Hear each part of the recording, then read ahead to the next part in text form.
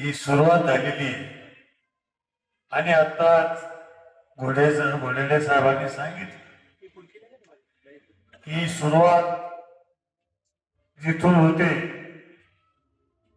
तिथून आतापर्यंत कधी मागं वळून पाहायचं का आतापर्यंत पडलं नाही. मला खात्री आहे सगळ्या महाराष्ट्राचा आशीर्वाद आपल्या उमेदवारांना पक्षाला निश्चित राहील. त्याच्यात कुठेही तीळ मात्र शंका नाही. वातावरण चांगलं आहे.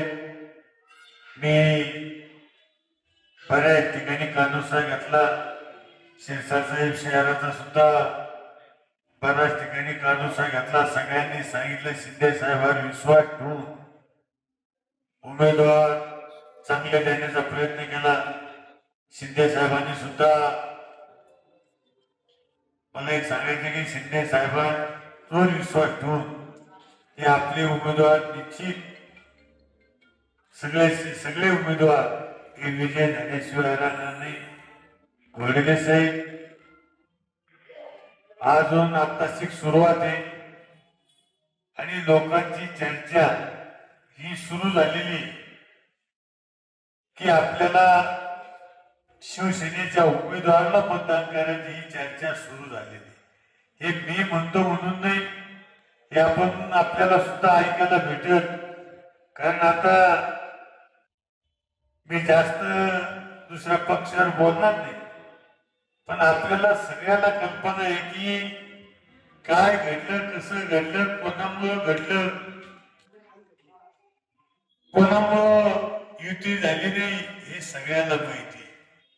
म्हणून मला सांगायचं की शिरसासाहेब जे होतं ते चांगल्यासाठी होतं आणि मला खात्री आहे की आपले उमेदवार हे खूप काही मताधिक्यानं या प्रभागातले ते येतीलच, याच्यात तुला शंका नाही.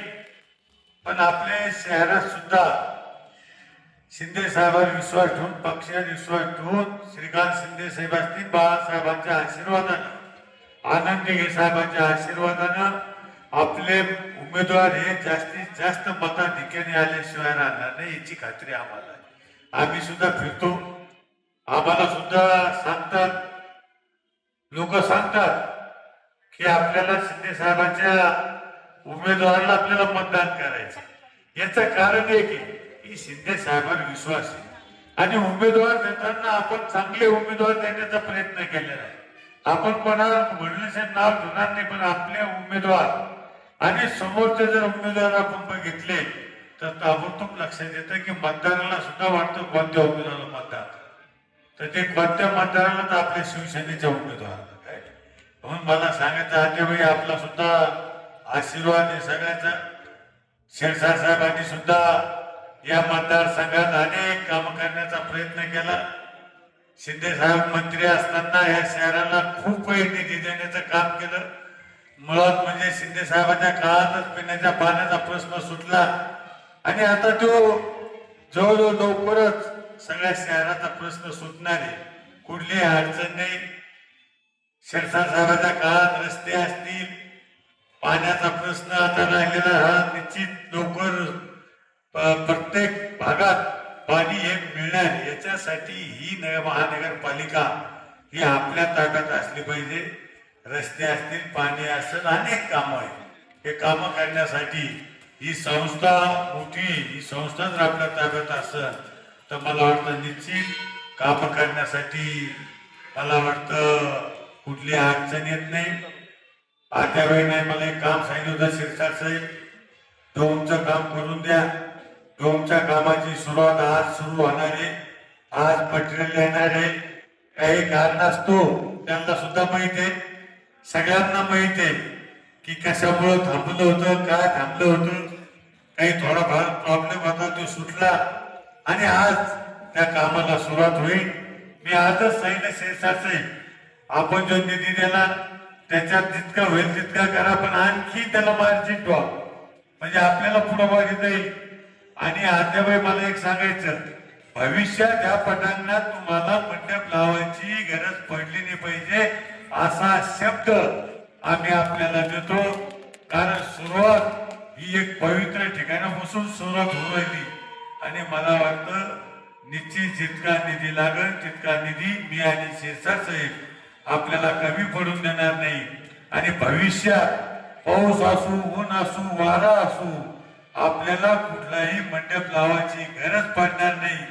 निवडणुका येत राहतात, जात राहतात, पण दिलेला शब्द हा पाळायचा असतो.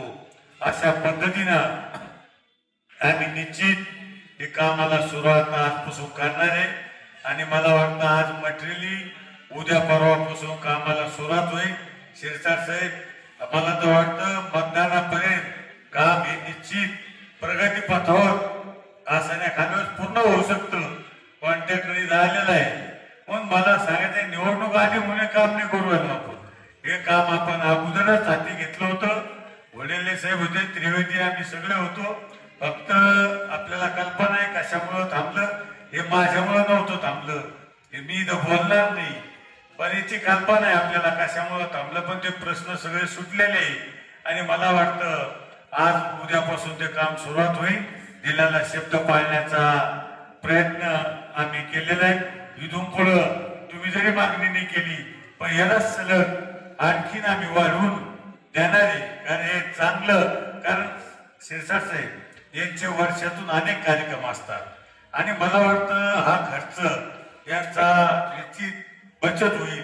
आणि वेळोवेळी ऊन वारा पावसात यांना कुठलीही अडचण येणार नाही, एवढंच आजच्या परिस्थितीत मी आपल्याला सांगतो. आणि मतदाराला विनंती करतो, इथं ग्रामीण भागातला सुद्धा खूप काही मतदार आहे. माझी विनंती आहे की आपण फक्त धनुष्यबाण पाहायचा, कोण काय बोलतं काय नाही, आणि कुठल्याही अफवा विश्वास ठेवायचा नाही. आपण सगळ्यांनी धनुष्यबाण या निशाणीवर आपल्याला बटन दाबायचे.